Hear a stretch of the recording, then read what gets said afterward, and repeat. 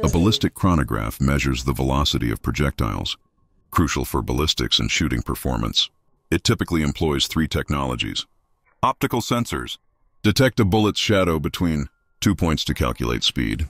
Magnetic sensors attached to the firearm, measuring velocity through changes in magnetic fields. Doppler radar uses microwaves to gauge speed over distances. Chronographs help calibrate ammunition, optimize firearms, and analyze trajectories, enhancing accuracy in shooting sports and hunting. Ituturo natin sa inyo kung paano naman gagamitin tong chrono, okay? Ito, ang tawag dito ay chrono. Dito sinusukat yung bala kung gaano siya kalakas, okay? Sa mga level 3 po kasi nagsasagawa ng chrono, may chrono tayo. So, para malaman natin kung papasa yung bala natin, kailangan iko-chrono natin yung bala, okay? So, this time guys, ipapakita namin sa inyo kung paano mag-chrono, okay? Kung paano natin palalabasin yung hinahanap nating lakas ng bala, yung speed niya, ganon, velocity, ganon, okay? So, iko-chrono natin yung bala. PCC muna tayo guys, PCC tayo magko-chrono, okay? Ilista mo dyan ko, nililista natin 118 at 4.0 and 320. Okay, go. Time ay oras 1122 ay 1122 1122. Ililista doon. Next 1143 1143 1130. Okay. 130 yung uli. Yung uli 130. Okay? Unload, show clear. 117. Okay? Masalap. 117 that way. Okay? So, eto, lumalabas po kasi dyan yung pagdaan dito ng bala, okay? Madedetect niya rito, lalabas dito yung resulta dito. So, nilista natin doon para malaman natin kung ano yung chrono niya. Okay? This time, 117 naman, yung una kanina 118 yung grain, yung bala, yung heads. Okay?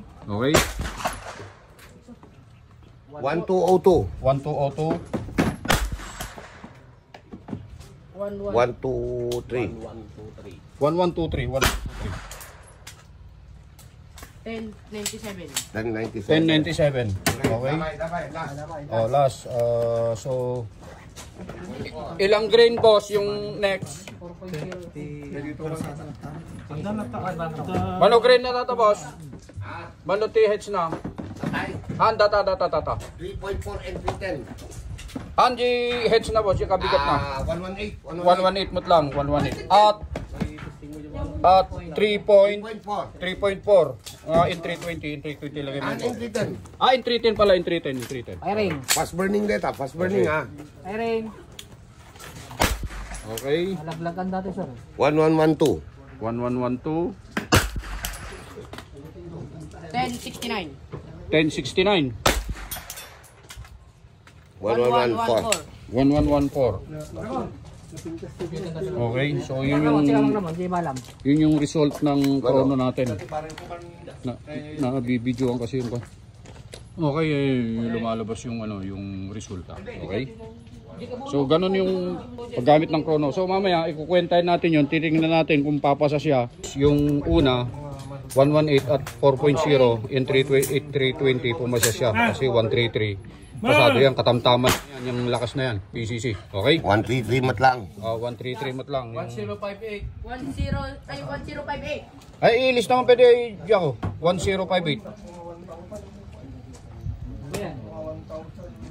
1058. Oh, sige,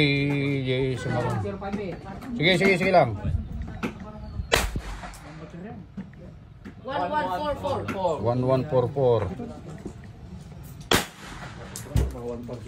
1112. 1112.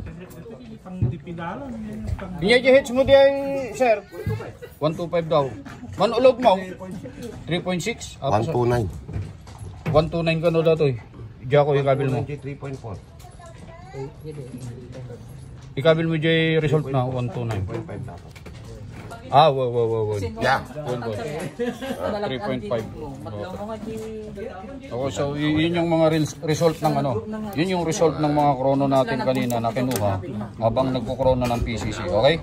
So ganun po yung tamang paggamit ng chrono, guys ha. Yung mga beginners, ganun po pagsusukat ng bala.